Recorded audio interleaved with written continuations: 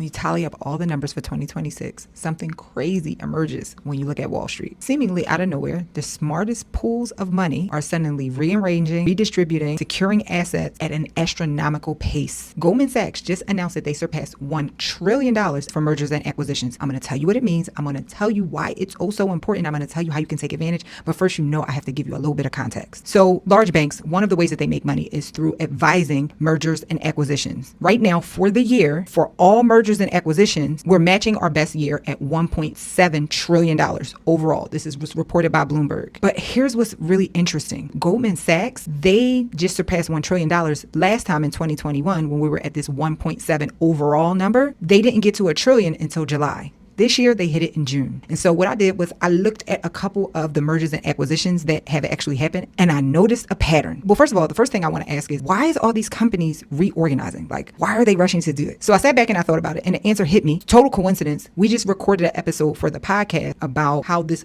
government allocates capital to fund billion-dollar industries. So I already got the congressional budget process on my brain. But then when I started looking at the data about some of these large companies that are doing mergers and acquisitions, I noticed a pattern. These companies are reorganizing themselves around the legislation that passed for the budget from a couple years ago that's now hitting the market right now. Stuff for semiconductors, around the CHIPS Act, AI, energy. What does that mean to me? One, a lot of these companies are reorganizing and merging to become larger corporations so they can take down some of these government contracts and foresee what's happening in the future. But also, one of the things that I noticed too is a lot of these businesses are buying other businesses because it's getting harder and harder to scale. So rather than saying, hey, I'm going to scale my business to whatever revenue, I'm going to already buy a business that's already scaled. So this is what I want you to think about. I want you to consider becoming an LP. I have a private equity fund. Yes, invest with us. We buy apartment buildings and assisted living facilities, but there are a lot of funds out there that have relatively low minimums. Make sure you do your own due diligence. And number two, a lot of these mergers and acquisitions are around utilities, electricity, infrastructure, AI data centers. I'll post some more of my observations around where the money is. I'll post it down below. And last but not least, stay close to the news about the House Armed Services Committee. They are making some big decisions right now that will affect next year's budget, that will affect who gets money allocated to them, and it will tell the story about what industries will grow, because the government is a big industry behind what industries will grow. And as long as you follow the money, you can see what's happening. I have way more to say about this. Comment newsletter down below. Y'all already know I'm gonna put it in the newsletter. I got a new one coming for you this week. But if you want to receive the last one, when you comment newsletter, you'll immediately get it in its hot fire flame, some really sound investment thinking advice in there. So comment newsletter down below. Promise you this next newsletter that's coming out, it will be the greatest.